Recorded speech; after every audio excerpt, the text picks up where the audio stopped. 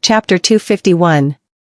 Many years went by, and the woman died of illness, leaving only such a company behind. The man took care of the daughter and worked hard to manage the company while his relatives never lent him a helping hand or even shared his hardships. Maisie lowered his eyes and scoffed. After many years, after the girl grew up, the man wanted to hand the company to the girl, but the man's mother brought her relative to their house and demanded the man to hand the company that the girl's mother worked so hard to establish to her relative's son. All that just because the mother and the relative think that a daughter of the family doesn't have the right to inherit the family's company. Of course, Madame Vanderbilt knew that the story Maisie was talking about was clearly an evasive reprimand. And her expression turned gloomy at that moment.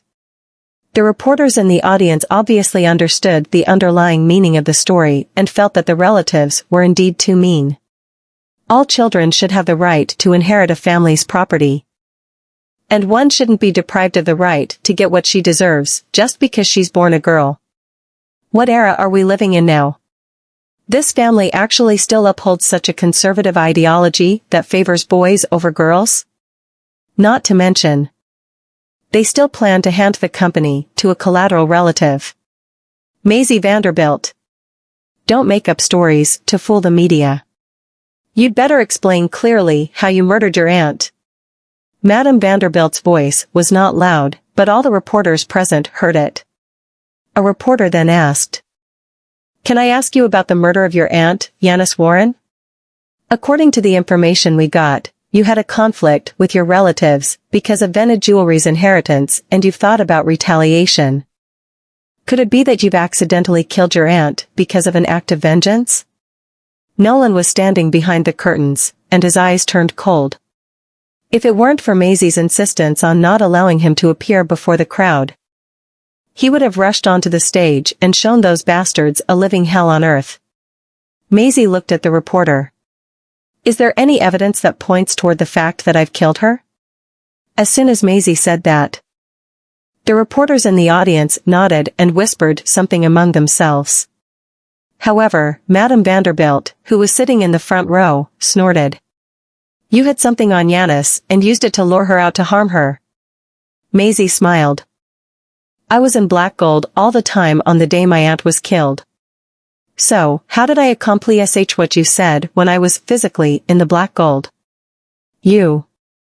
Then you must have hired assassins to kill her." Madame Vanderbilt insisted that Maisie was the one who did it. Especially after hearing Layla's words. "You could bribe a lawyer into helping you to get your hands on Vanna Jewelry, so why couldn't you hire someone to kill your aunt?"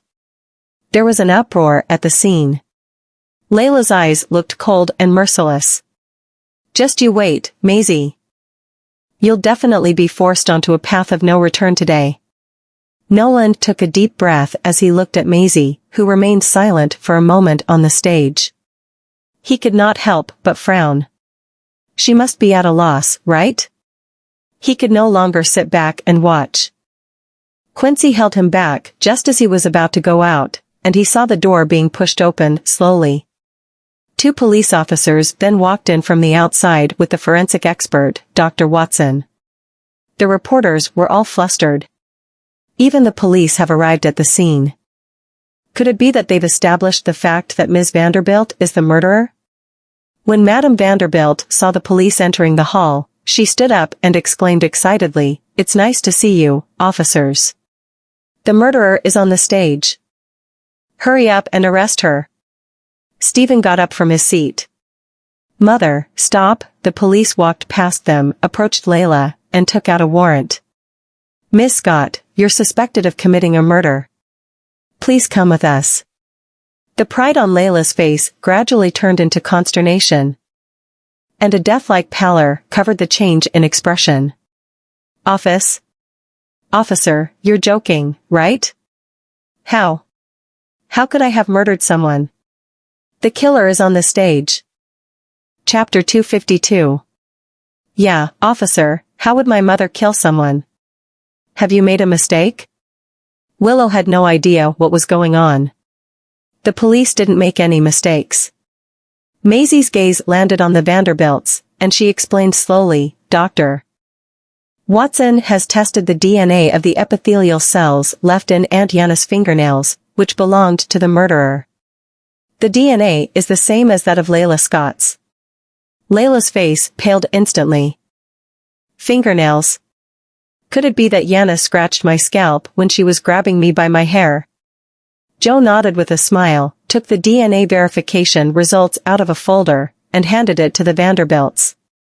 Stephen took the report, skimmed through its content, turned around, and glared at Layla. So it was you. No, it's not me. I didn't kill anyone, it wasn't me. Besides, why would I kill Yanis? I have no reason to kill her. Layla explained nervously. You certainly don't have a reason to kill her. Maisie slowly walked off the stage. But if Aunt Yanis found out that you and Uncle Yorick were cheating on her behind her back and she confronted you, you may have a reason to do so already. Layla staggered backward. Even Yorick was caught off guard. Layla suddenly burst out laughing as if she had lost her mind and glared at Maisie viciously.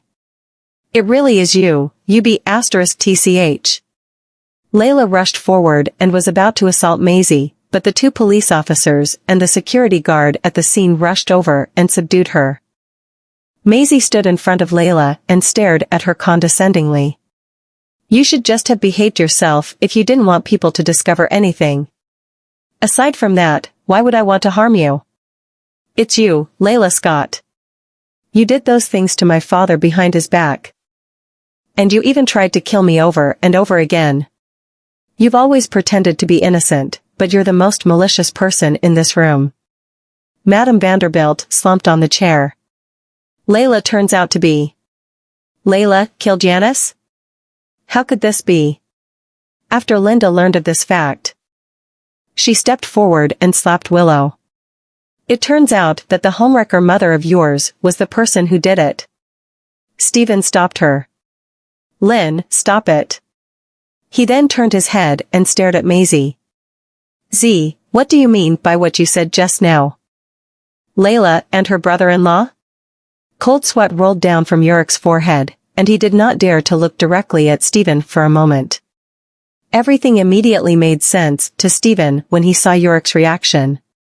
Nice one, Layla Scott. One is my elder brother and the other one is my cheating wife. Stephen laughed out of wrath. Although he no longer had any feelings for Layla because of what Layla had done before, she still got together with his elder brother before they were officially divorced. Layla giggled in embarrassment. It's all your fault. It's you who treated us mother and daughter like shit first, so what if I made you a cuckold? Stephen's body was trembling vigorously. He was that close to hitting her. Layla no longer cared about anything. You're the dumb one here. You're the one who couldn't resist my temptation and gave up on your marriage with Marina back then. You're the one who cheated in the first place. Ha ha ha. Yes, my father is dumb and blind. Or else he wouldn't have treated both of you mother and daughter so well over the years. He also wouldn't have raised a kid for another man for more than 20 years. Layla's smile gradually disappeared as she stared at Maisie blankly. This time around, everyone in the audience was shocked. Even Stephen's expression turned stiff and cold. Maisie took out an envelope and threw it in front of Layla. There was also a paternity test between Willow and Stephen.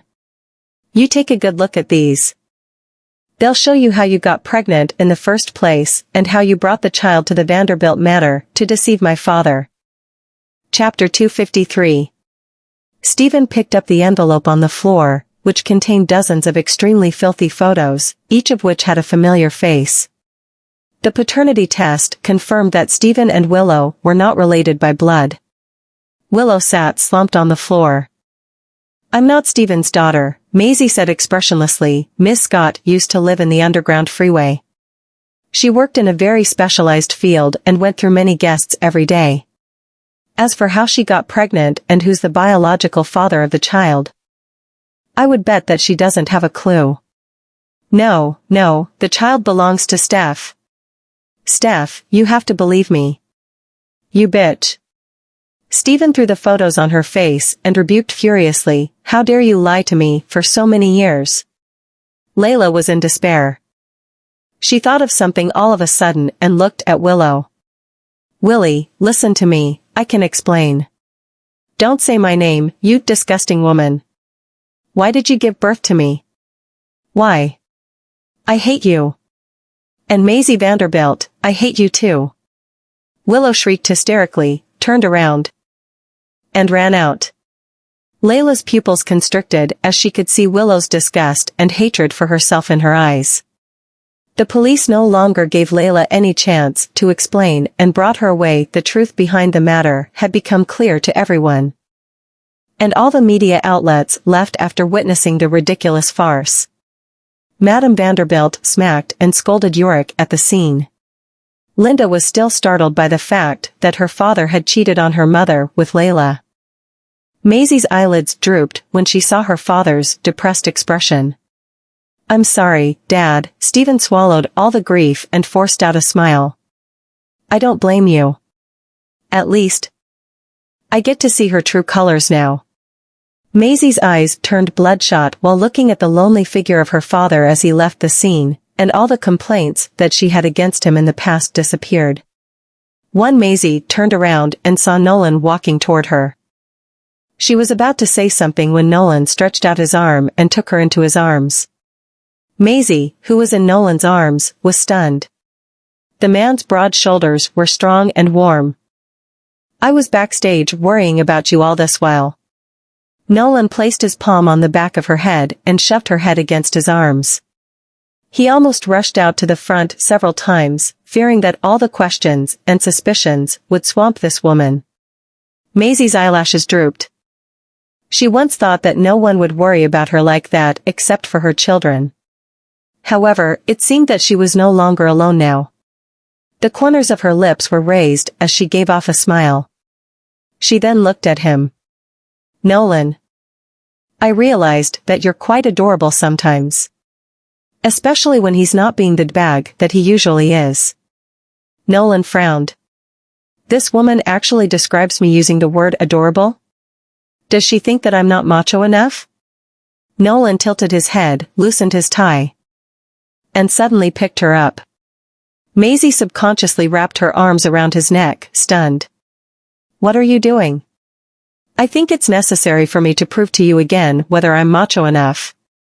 Nolan picked her up and left the scene in huge strides.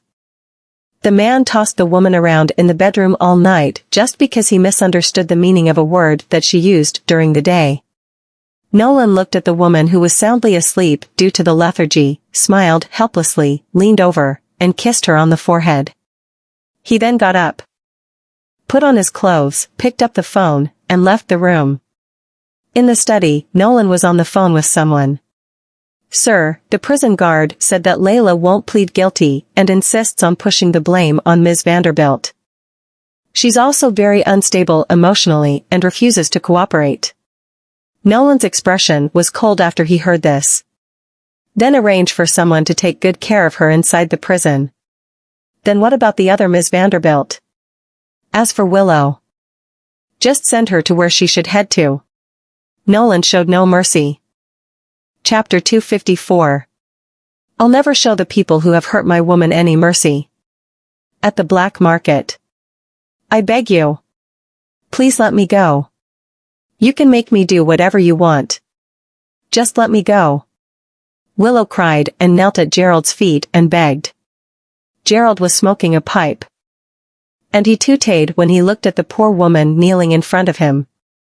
If you want to blame it on someone or something, blame it on the fact that you're the daughter of that SL*T. Layla still owes us a debt. Since you're her daughter, it's obligatory for you to repay your mother's debts. Blood was drained from Willow's face gradually. She hated her mother ever since she learned that her father was not Stephen and that she was a product of her mother's choice to screw around with various men. And now that her mother had been caught, she was the one to have to suffer because she was her mother's daughter. Why can't I have Maisie's identity? No, I can't stay in the black market. I can't be like mother. How much does my mother owe you? I I can pay it back. Find Nolan Goldman. Yes, you should know him, he'll definitely help me. I stayed by Nolan's side for 6 years. Nolan will sympathize with what I've experienced and help me. Gerald scoffed when he heard her mentioning Mr. Goldman's name. Are you saying that Mr. Goldman will help you? Willow nodded vigorously. Gerald raised his foot and kicked her to the ground. Have you woken up from your dream? Mr. Goldman will help you? He laughed and added, Mr. Goldman has indeed helped you. He's helped you by sending you here to make money for us. No, that's impossible. Willow refused to believe it. Nolan wouldn't treat me like that. It must be Maisie. She must have asked Nolan to do this. Believe it or not, you'll stay here and pick up guests from today onward. If you dare to resist or run away, I'll break your limb and make you wish that you were dead. Willow slumped on the ground, feeling that she had fallen into darkness. My life has been ruined, and it's all Maisie's fault. I hate her, I hate her.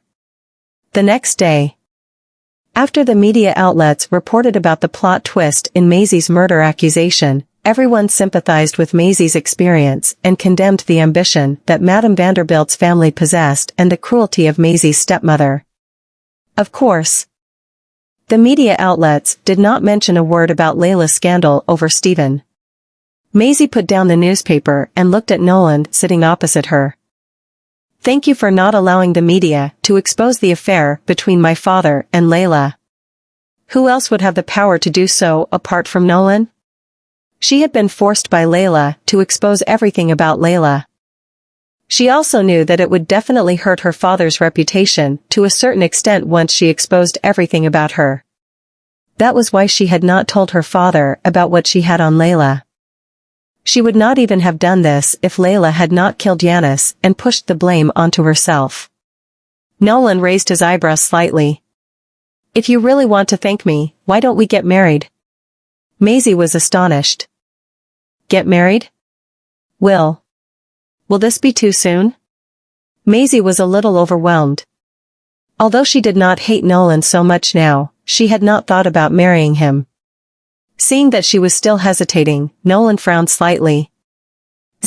Our children are already so big. Can't I give you an official title? Maisie wanted to say something when a deep voice sounded. I haven't agreed to that. Rowena and Titus had just come back from outside, and they probably heard what Nolan said to Maisie. Thus, Titus snorted and said, Your woman has yet to pass my test. And you've already made up your mind to marry her. I won't allow that. Chapter 255. Rowena had also heard just now that Nolan actually wanted to marry that woman. She bit her lip lightly and hid the gloom and coldness in her eyes away. Nolan's expression looked extremely displeased as he was interrupted. I don't need your consent for who I'm going to marry. Brat, are you going against me deliberately? Titus reprimanded angrily, since she has agreed to my conditions, I'll never agree to your marriage before she gets my approval. Nolan got up and smiled at the old man. Then do you mean that you'll agree to it as long as Z completes the tasks in the army and achieves some results? Titus was stunned for a split second. He felt that his grandson had found a loophole in their conversation and had set him up. However, he could not go back on his own word. Then we'll have to see if she can pass all the tests and achieve good results within half a month. Do you think it's feasible? People who haven't received any professional training would be considered newcomers who have just received training after surviving for half a month in the army. So what achievements can she obtain? Nolan's face dimmed slightly. Rowena walked to the old man's side. Grandpa, this is really too difficult for Ms. Vanderbilt. Let's just forget about the bet. Seeing that she was speaking for Maisie, who knew that Rowena was just giving Maisie a chance to step down. She wouldn't be so embarrassed if she were to give up voluntarily. As a delicate woman, it's estimated that she would undergo a mental breakdown and want to return home in less than a week if she were to join the army for half a month. Grandpa is clearly giving her the task just to force her to back off. So why would she bring the troubles upon herself? Nolan turned to look at Maisie. Z, the bet won't count. It's fine even if you don't want to go. So what if she were to break her promise? There's no way that I'm letting my woman suffer in the army. Even if she breaks her promise or her grandfather disapproves of our marriage, I'll still marry her. No one can stop me. Maisie originally thought Nolan would have some faith in herself, but his words clearly meant that he did not believe she could do it. No, I'm going. The more you think I can't do it, then the more I want to prove to you that I can do it. Maisie finished drinking the soy milk in the glass and got up. I'm heading to the company already. She picked up her bag and left. Nolan looked at Maisie's silhouette as she left the house. His thin lips tightly pursed. Titus was a little satisfied with Maisie's reaction. It seems that she is quite a tough young lady, not bad. Rowena saw the old man's expression. It was obvious that he had become more satisfied with her, and a hint of coldness flashed across her eyes. At Soul Jewelry Studio. You want to leave for half a month? Kennedy was a little surprised when he saw Maisie handing over all the work to him for the next 2 weeks. Well, I'm going to join the army for some training for half a month. So I can only leave everything to you for the next 2 weeks, Maisie replied. Thinking of something, she asked, is the batch of jewelry that Mr. Boucher ordered ready? Kennedy paused and nodded. It's all ready and can be delivered to the crew today. Okay. Then I'll rely on you to follow up on the post-sale service. Maisie smiled. After Kennedy went out, Maisie sat at her desk and looked at the computer's monitor. She was a little irritable when she thought about how Nolan did not believe in her ability earlier this morning. She suddenly thought of something, opened the drawer, and checked a business card that belonged to someone she had never contacted. She frowned. Forget it. I'll talk to Mrs. Lucas when I come back in half a month. Maisie's cell phone rang. It was Uncle Irwin. Administrative office. Nolan, you know that Grandpa is trying to make things hard for Ms. Vanderbilt, but are you really going to leave it alone? Rowena raised her gaze carefully and looked at the man who was reading documents. Chapter 256. That seemed to be a test. Nolan's eyes twitched, but he calmly said she would have her reasons to go. Maybe. I should have trusted her. Nolan reflected. He shouldn't have thought of Maisie as a weak person. He knew that she wasn't someone who would surrender. She would do whatever she wanted to. Nolan didn't know if she was angry and wasn't sure how to change that. Something came to his mind, so he looked up at Rowena. All you women have the same taste, right? Rowena paused with a smile on her face. That depends. Why? Z has probably been angry at me for a while already. I was thinking of getting her a present. Nolan was fully focused on getting back into Maisie's good books and didn't notice the change in Rowena's eyes. She bit her lip, and a hint of coldness flashed in her eyes. She dug her nails into her palms, but smiled and said, Isn't Ms. Vanderbilt a jewelry designer? She would probably be interested in jewelry. Nolan remembered something, got up, and said, You reminded me that there's an auction at the Jade store. There's probably something there that she would like. He took his coat and left, but Rowena immediately said, Nolan, do you want me to go with you? I can help you pick. Us women have pretty much the same taste. Nolan slightly raised his brows, but didn't have any reason to reject her. So he agreed. All right. Rowena looked down and smiled. Anything was nice as long as she could be by his side. One Maisie and Irwin sat at the cafe on top of Antique Street. Antique Street was aptly named because all the shops were old buildings. And antiques made out of jade were sold there. That was the biggest antiquity trade area in Bassburg. They were strict, and no exchanges were allowed after the deal. Even if tourists were conned, they had to bear the shame. What brings you here? Uncle Irwin? Maisie put her head on her hand, smiling. I saw the news about you, Vanderbilt's, a few days ago. I just wanted to see how you've been. Would I be able to have tea with you if something happened to me? Maisie picked up the teacup and smiled. Erwin adjusted his glasses with vintage gold frames. I heard that you've rejected Larissa? Maisie paused and sighed, looking down. I can keep nothing from you.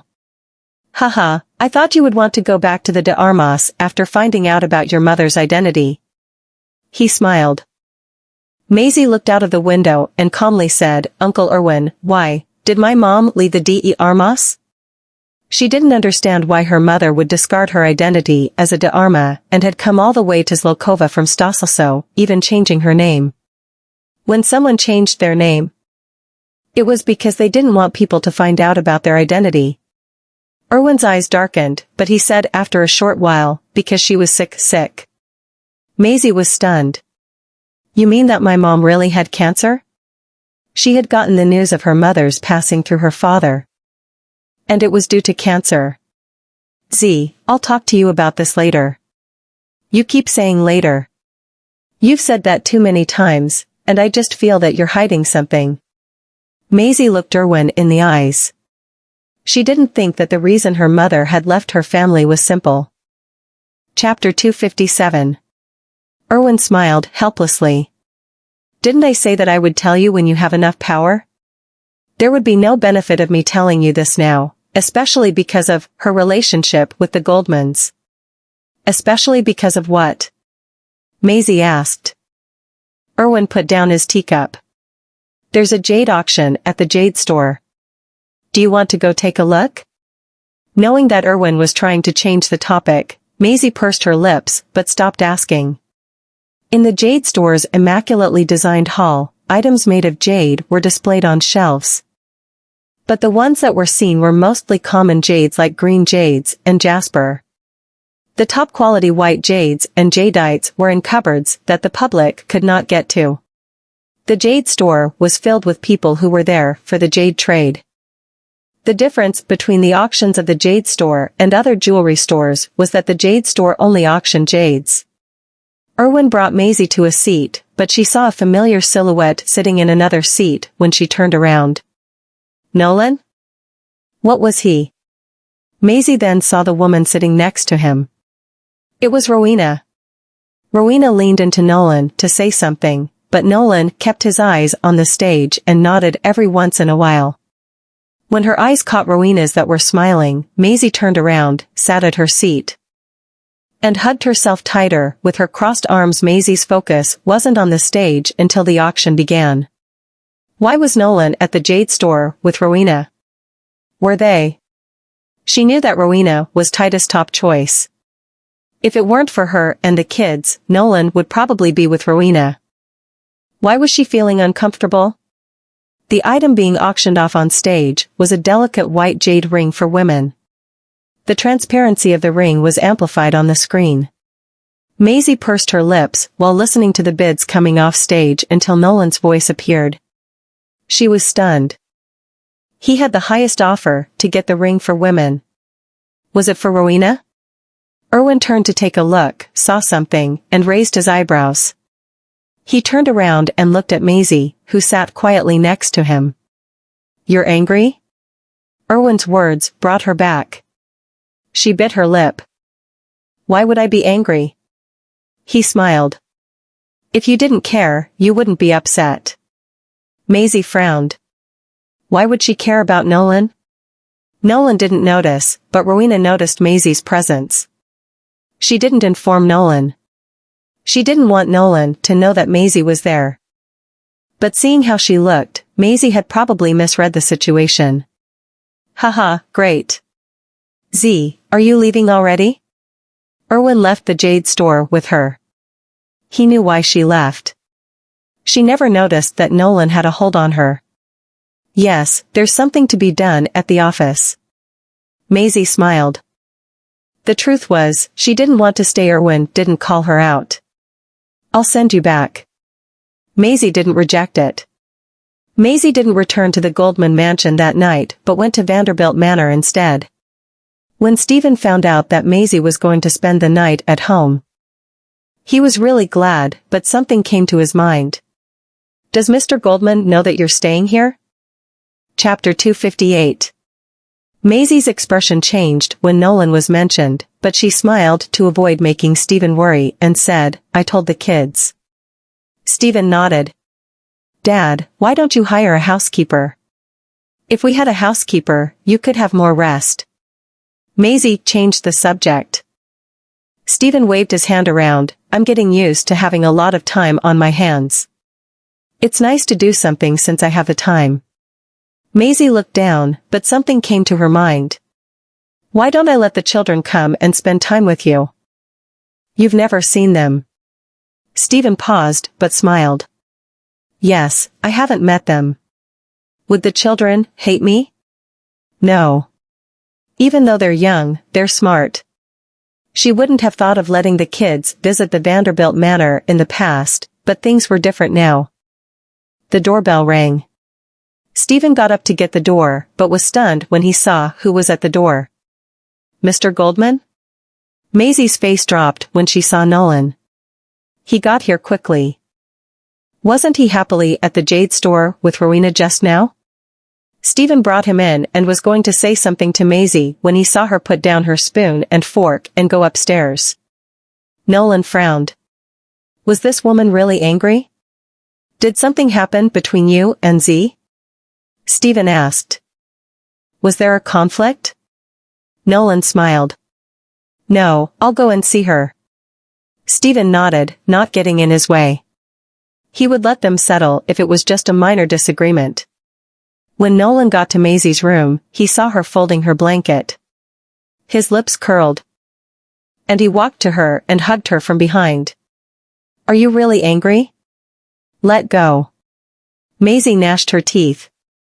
I won't unless you tell me why you're angry. Did I do something, or was it about the agreement this morning? Nolan, who never questioned much, asked all kinds of questions to avoid being wrongly accused. Maisie took a deep breath, pulled his hand away, turned around, and said, Ask yourself. Why ask me? Nolan looked at her, not interested in an argument. He didn't even care about who was right. I'm sorry. It's not that I don't believe in you. I just didn't want you to suffer in a place like that. Maisie wanted to say something, but swallowed it. She was angry, but was that considered an apology? And he thought it was about that morning? Z, please forgive me. All right? Nolan coaxed. The innocent look on his absolutely handsome face, matched with his sincerity, shot right into her heart. Maisie didn't have the heart to scold him no matter how angry she was. If his attitude were hard like it was before, she probably wouldn't have felt that she was wrong. However, she now felt as though she would be wrong to be angry about something that didn't matter. Why did you come? Maisie crossed her arms and looked away. She couldn't understand why she would cave for this cheater. Aren't you going to join the troops? I want to spend the night with you. Maisie put her finger to his lips before he could finish and looked at him. Shouldn't you let me rest while knowing that I'm going to join the troops training tomorrow? She didn't want to go for the training while feeling sore all over. Nolan held on to her delicate hand and kissed the back of it. All right, I promise that you'll rest well tonight. Chapter 259. If that's the case, you should go back tonight. Maisie pulled her hand away with an insincere smile and pushed him out the door. The door closed and locked. Maisie stood behind the door. The scene of him and Rowena at the Jade store kept popping up in her mind. But he wasn't sorry about it. How could he pretend to be innocent? Why did this bother her so much? She shouldn't care. There was no movement on the other side of the door. She turned around and wondered if he had left. She had pushed him out. He would have left if he was smart. But what if he wouldn't leave? Maisie bit her lip and opened the door against her mind's will. Nolan was still standing outside the door, looking at her as though he was hurt. No. Maisie pulled at his collar, dragged him into the room, closed the door, pushed him against the wall, and started kissing him. If men did this to assert dominance, why did women do it? Nolan lowered his eyes and looked at that angry yet beautiful face. His eyes shone, and he raised his hand to hold her head, taking charge. He hugged her while taking a few steps to the bed. They both fell onto the bed, their clothes disheveled. Nolan bit her lip and said in a low voice, "Z, you started this." Her rare initiative was a catalyst to him, making him lose control. She belonged to him. She could only belong to him in her lifetime. He seemed to have said something into her ear, but she was fast asleep. Nolan hugged her and fell asleep with her in his arms. The next day, Maisie packed her backpack and was ready to go. The bag contained daily essentials, clothes, and nothing else. Nolan went downstairs and saw that she had her hair up in a high ponytail, with no makeup and in hiking gear. She didn't have her usual glamour, but it was a new look, pretty and cool.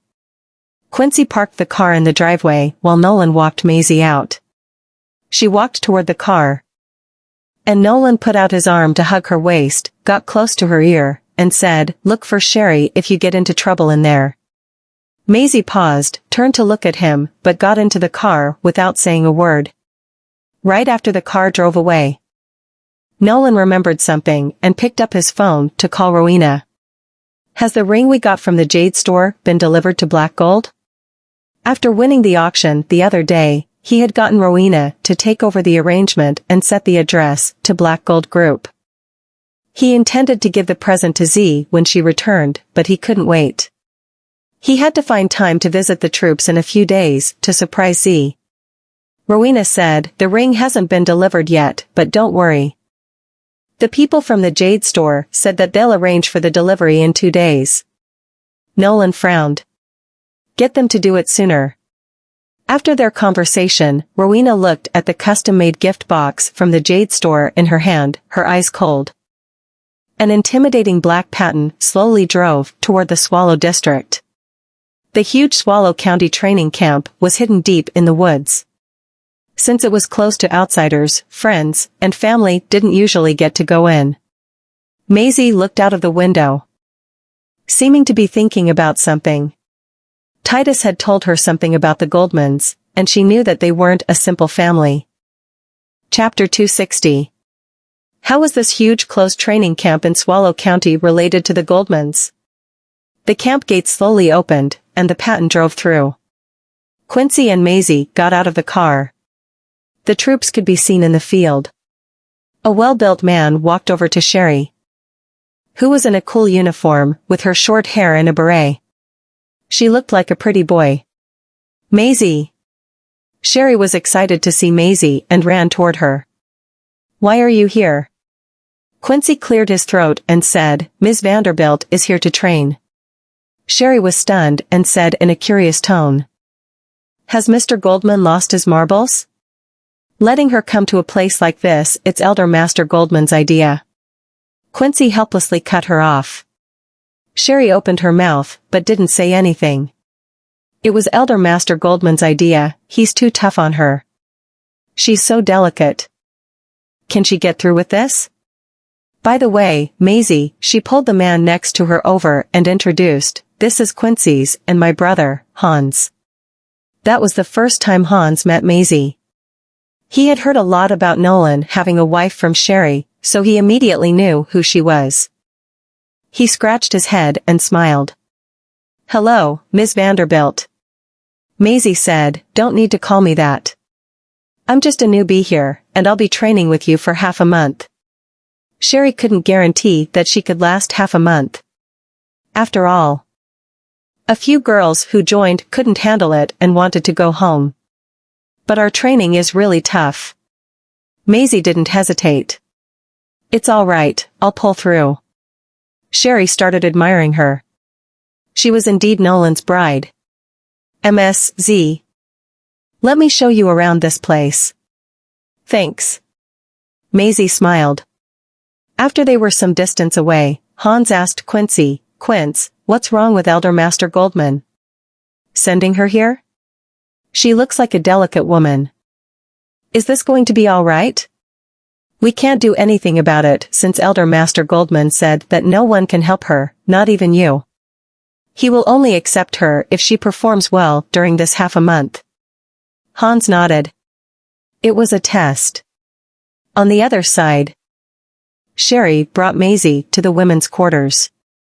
Since Sherry's rank was higher than most, the female cadets would salute her. Sherry brought her to a shared room. Each room was for 2 people, and the rooms were equipped with air conditioning and necessary appliances.